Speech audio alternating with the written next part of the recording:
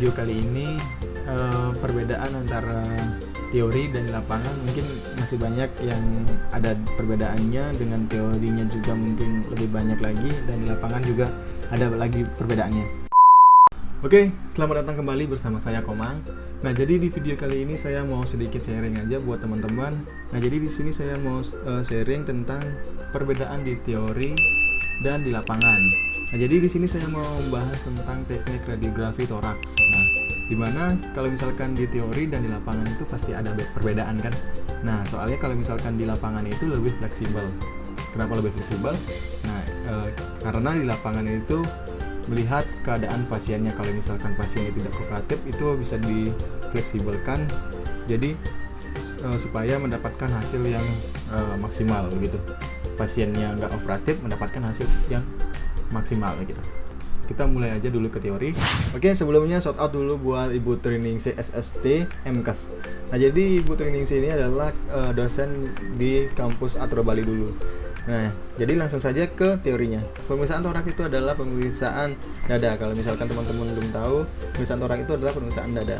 Nah, jadi anatomi yang membentuk dada atau toraks itu ada beberapa bagian. Yang pertama clavicular, tulang rusuk atau tulang ribs, tulang sternum, dan tulang vertebrae. Nah, di mana di tulang rusuk ini dibagi menjadi 3 pertama, true ribs, false ribs, dan floating rib. Di mana true ribs ini adalah tulang rusuk sejati. Kenapa dibilang tulang rusuk sejati? Nah, karena tulang rusuk ini menempel dari vertebrae ke sternum. Jadi tulang rusuk sejati itu 1 sampai 7 itu dinamakan tulang rusuk sejati. Nah, yang kedua, tulang rusuk palsu.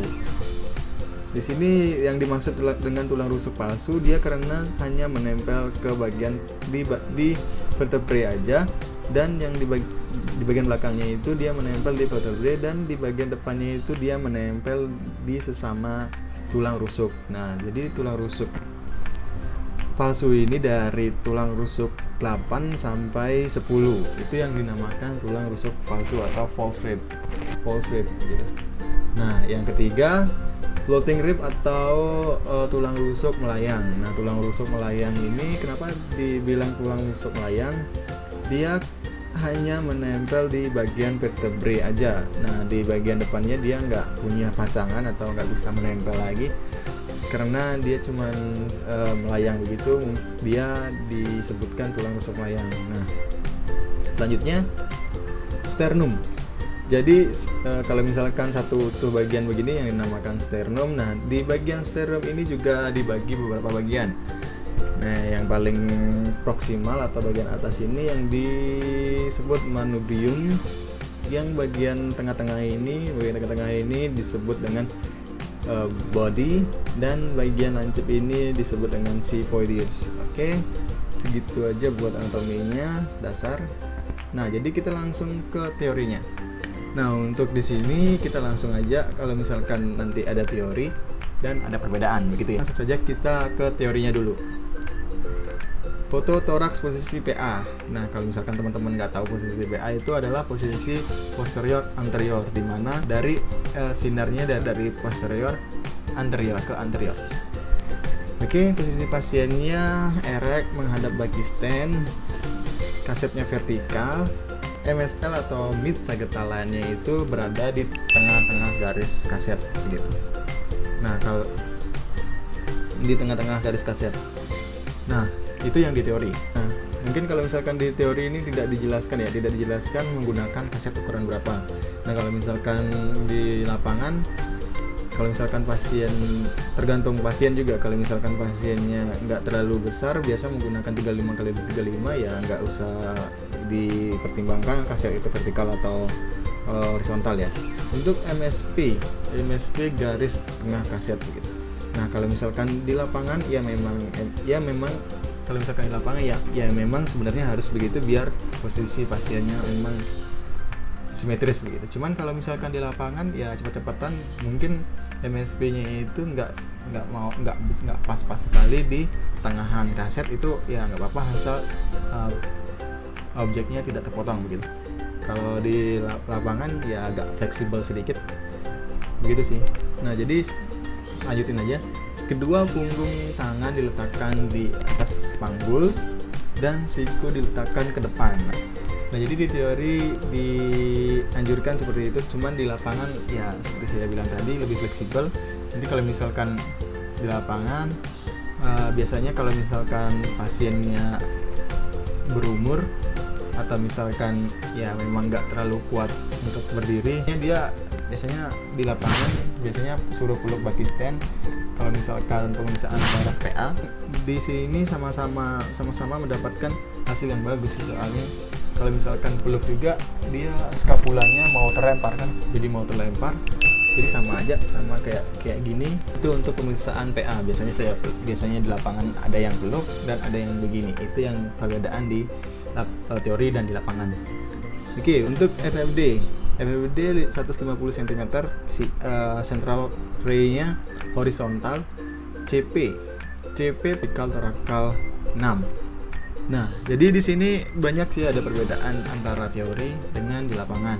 Nah, dimana kalau misalkan di sini FFD 150 cm dan di lapangan itu biasanya sih nggak, jadi kayak menggunakan insting begitu. Kalau misalkan itu pas atau enggak 150 meter, cuman kalau misalkan kurang pun biasanya nggak ada masalah sih. Soalnya kalau misalkan FFD ini juga cuma mempengaruhi magnisifikasi gambar. Jadi kalau misalkan terlalu dekat atau terlalu jauh, paling cuma dipengaruhi pembesaran gambarnya itu. Dan sekarang juga pakai CR, jadi mau besarnya sama kecilnya itu ya bisa aja sih. Oke, untuk central ray horizontal. Jadi untuk pemeriksaan PA ini ya semua sih horizontal. Dan central point. Di sini central point-nya setinggi torakal 6. Nah, di mana kalau misalkan kita mau ukur estimasi ini torakal 6 atau enggak. Nah, sebenarnya susah juga sih. Misalkan saya di lapangan di pertengahan angulus scapula. Misalkan di sini ada tekukan begitu, saya tekukan di scapula begitu di pertengahan di angulus scapulanya itu, di situ biasanya untuk central point-nya. Nah, kadang-kadang juga kalau misalkan di lapangan CP itu nggak terlalu pertimbangkan. Yang saya pertimbangkan itu batas atasnya. Untuk batas atas di foto toraks ini biasanya saya biasa meraba di cervical 7. Kalau misalkan cervical 7 batas atasnya itu paling di cervical 7 aja dikasih. Nah, untuk CP-nya itu yang penting sinarnya udah tercover, ya udah saya tembak begitu. Saya expose. Karena buat menghemat waktu aja buat pemeriksaan ini biar nggak lama-lama. Oke.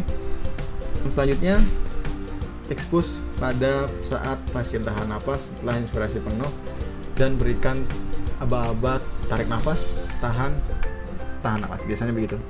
Nah, jadi di sini fungsinya untuk tarik nafas, tahan begitu adalah untuk mendapatkan luas lapangan paru yang maksimal, yang menyentuh sampai iga atau coste 9 atau 10 bagian anterior.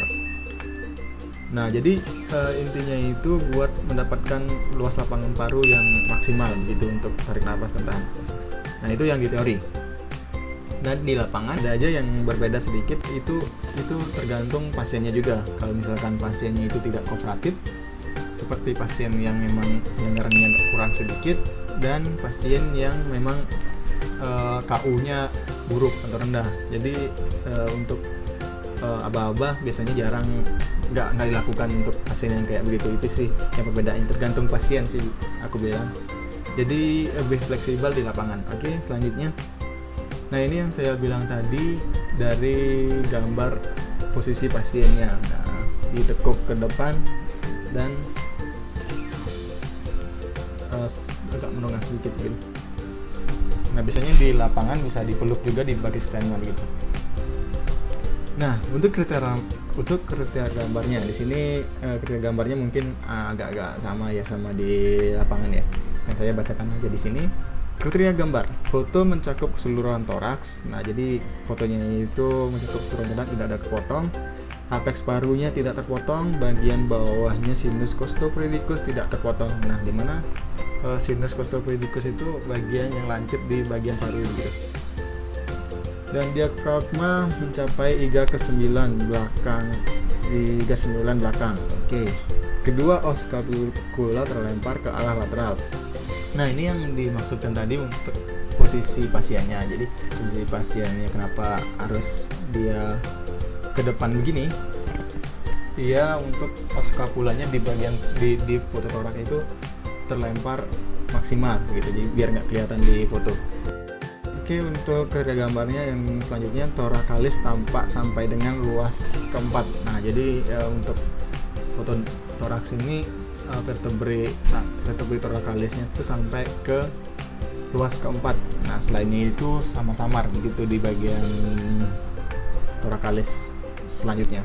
Itu foto tampak simetris dan tampak marker LNL. Nah, di sini mungkin saya tambahkan ID pasiennya kurang. Nah, jadi di sini teman-teman bisa lihat, jadi yang tadi diterangin kita gambarnya di sini apex paru itu di bagian atas dan sinus costoperidicus itu di bagian bawah sini yang lancip di sini bagian paru-paru. Nah, ya, pas foto yang disebutkan simetris itu biasanya di sini simetris begitu, jadi pertemuan antara clavicula sternozoen ini simetris begitu. Nah, di sini teman-teman bisa tampak simetris. Sebenarnya di sini di kerja gambarnya ada marker R dan L, R atau L juga boleh, dan ID pasien. Nah, ID pasien itu sangat penting kalau misalkan nanti fotonya biar nggak ketukar gitu. Oke, selanjutnya foto torak posisi AP. Nah, yang tadi udah PA, sekarang yang AP. Pasien diposisikan setengah duduk atau supine di atas meja pemeriksaan atau brancard. Kedua, lengan lurus di samping tubuh. Yang di teori diterangin posisi pasiennya setengah duduk atau supine di atas meja pemeriksaan atau brancard.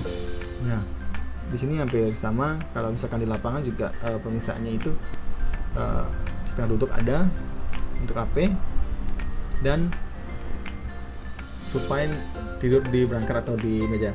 Oke, yang selanjutnya kaset di belakang tubuh, MSL, Mi atau mid sekitar lainnya itu pas di pertengahan garis kaset. Nah, itu sama yang kayak tadi. Sebenarnya dia agak fleksibel. Kalau misalkan untuk garis tengahnya itu fleksibel, yang penting teman-teman bisa cek itu nggak bakalan terpotong atau enggak. Biasanya kan ada orang yang kurus cuman kasetnya itu masih banyak tersisa, ya boleh aja, maksudnya itu fleksibel. Oke, everyday juga sama seperti yang kayak tadi ya. Kalau misalkan nggak pas-pas sekali nggak masalah. Central ray tegak lurus kaset.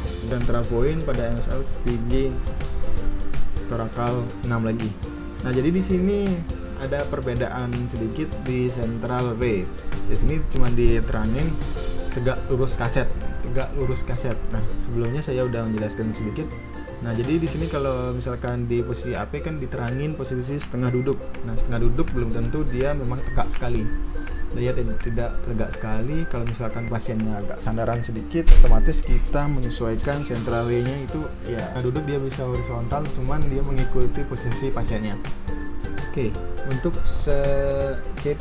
CP-nya itu seperti tadi ya, nggak terlalu pas ngepasin ke central point-nya di bagian torakal 6. Yang penting batas atas samping nggak terpotong udah cukup. Tetap mengutamakan kesamaan pasien atau misalkan luas lapangan kolimasinya nggak terlalu berlebihan. Mungkin segitu aja buat video kali ini. Perbedaan antara teori dan lapangan mungkin masih banyak yang ada perbedaannya, dengan teorinya juga mungkin lebih banyak lagi, dan di lapangan juga ada lagi perbedaannya. Nah, sekian dulu video kali ini. Semoga ini bisa menambah wawasan teman-teman. Nah, kalau misalkan ada salah-salah kata dan misalkan salah-salah teori, tolong dikoreksi juga. Di sini juga saya sama-sama belajar. Nah, kalau misalkan ada komentar, saran, dan ini langsung tulis saja di kolom komentar. Oke, sekian dulu video dari saya. Sebelumnya salam radiasi.